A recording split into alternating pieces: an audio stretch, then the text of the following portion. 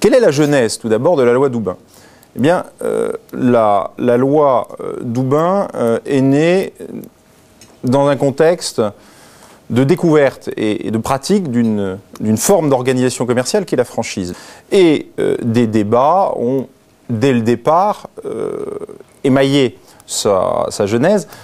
Faut-il réglementer ou non la franchise? Dans les années 80, avec l'explosion de la franchise, un certain nombre, je dirais, de scandales ont pu choquer l'opinion publique.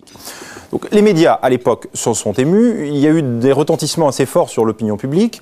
Et une réflexion a été engagée par le ministre du Commerce Doubin pour savoir si, oui ou non, il convenait finalement, au regard de ces scandales, de réglementer la franchise dans une optique qui était une optique essentiellement de protection du candidat qui allait devenir le franchisé. Donc finalement, il a été décidé non pas de réglementer la franchise en tant que telle, mais de réglementer l'information précontractuelle, c'est-à-dire l'information délivrée au candidat à une enseigne, préalablement à la délivrance, à la signature d'un contrat de distribution. Alors, que dit la loi? Donc la loi Doubin a été codifiée. Aujourd'hui, son article 1er est devenu l'article L330-3 du Code de commerce. Toute personne qui met à disposition d'une autre un nom commercial, une marque ou une enseigne, en exigeant d'elle un engagement d'exclusivité ou de quasi-exclusivité, pour l'exercice de son activité, est tenue préalablement à la signature de tout contrat de lui fournir un document donnant des informations sincères qui lui permettent de s'engager en connaissance de cause. Il existe encore parfois des incertitudes sur le champ d'application de la loi. Une première condition qui est certaine, c'est la mise à disposition d'une marque, d'une enseigne, d'un nom commercial. L'allocation d'une marque, de signe distinctif, caractérise de manière générale les contrats de distribution, que l'on soit en concession, en licence de marque ou autre. En revanche, il manque probablement, dans le texte de la loi, l'exigence d'informations absolument essentielles au projet du franchisé. Pas un mot sur la rentabilité de l'exploitation des franchisés. La loi Doubin n'oblige en aucun cas le franchiseur ou les têtes de réseau à communiquer les comptes des franchisés, ou au moins des indicateurs moyens, chiffre d'affaires moyen, ratio d'exploitation moyen, seul l'intermédiaire de gestion moyen, de telle sorte que finalement le franchisé à la lecture d'un DIP n'est pas en mesure d'appréhender, en tout cas de manière directe, ces informations qui sont pourtant essentielles, puisque, au moins dans le cadre de la franchise, on est dans un accord de réitération. Il s'agit de reproduire le succès du franchiseur, et donc il n'y a pas d'informations sincères dont le franchiseur serait débiteur qui permettent au franchisé d'avoir cette appréciation.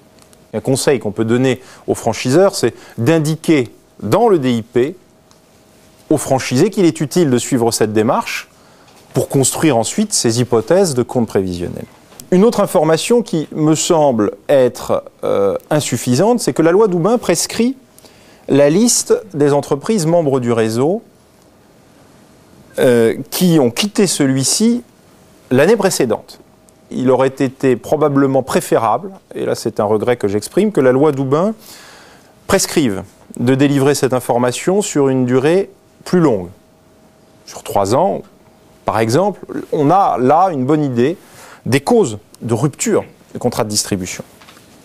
Les contrats de distribution aujourd'hui, la franchise en particulier, supposent la mise à disposition de signes de ralliement de la clientèle qui ne relèvent pas simplement de la protection à titre de marque. Cela s'exprime en particulier sur les éléments du concept architectural, sur le mobilier. On a, par exemple, assez régulièrement des contentieux avec des architectes qui viennent revendiquer une propriété de droit d'auteur sur un concept architectural. Il est regrettable que le DIP n'oblige pas peut-être à un niveau d'information supérieur sur les éléments de la propriété intellectuelle qui sont essentiels à l'activité du franchisé.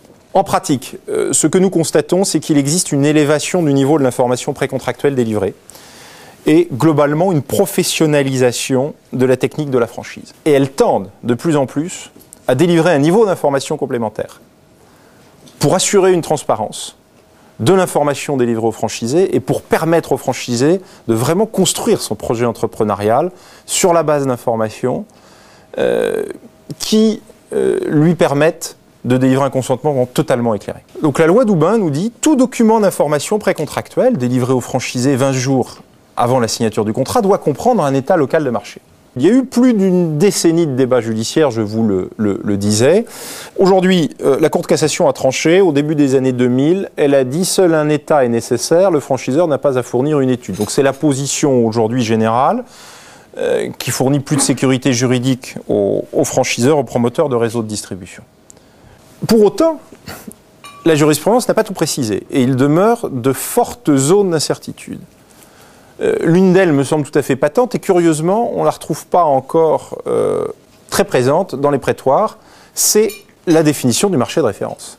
Quel est le marché local? Tout le monde parle de marché local, mais quel est ce fameux marché local? Très peu de décisions, statuts donnent des informations utiles sur la définition du marché local.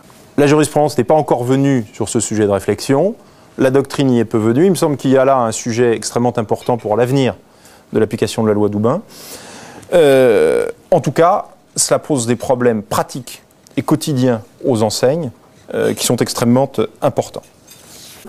La sanction de la loi Doubin, eh bien, c'est une sanction de droit commun du droit des obligations, c'est la nullité du contrat. C'est-à-dire que si vous ne délivrez pas un DIP conforme, donc comprenant un état local, conforme aux exigences de la jurisprudence, on a vu son contenu, ou qui porterait sur un marché mal défini, eh bien à ce moment-là, le franchisé, s'il prouve que son consentement a été vicié, peut obtenir la nullité du contrat. Et la nullité est une sanction très grave. C'est une sanction qui génère finalement beaucoup d'insécurité pour le franchiseur. Parce que si la nullité est prononcée, le franchisé est remis en l'état dans lequel il se trouvait avant de signer le contrat. C'est-à-dire qu'il faut procéder au remboursement des sommes qui ont été versées aux franchiseurs, en particulier les droits d'entrée et les redevances. La question, c'est faut-il demander au franchisé, on regarde la jurisprudence qu'on a vue, de produire son propre état local ou sa propre étude de marché en allant plus loin. Là, la réponse est 2 fois oui. Et si il apparaît au magistrat que le franchisé a fait lui-même ses propres diligences, ses propres investigations, qu'il a remonté le résultat au franchiseur qui en accusait réception, à ce moment-là, il sera malvenu de se plaindre d'un vice du consentement puisqu'il a eu lui-même la possibilité d'éclairer son consentement par toutes ses diligences. Donc, le conseil que nous donnons généralement aux enseignes est très clairement qu'ils réalisent ses propres investigations et qu'ils produisent un résultat dont il sera accusé formellement réception. Donc, cette pratique sécurise quand même très largement la position des enseignes. Le deuxième oui, c'est parce que ça a le mérite d'impliquer le franchisé dans son projet et c'est un excellent test de sa motivation.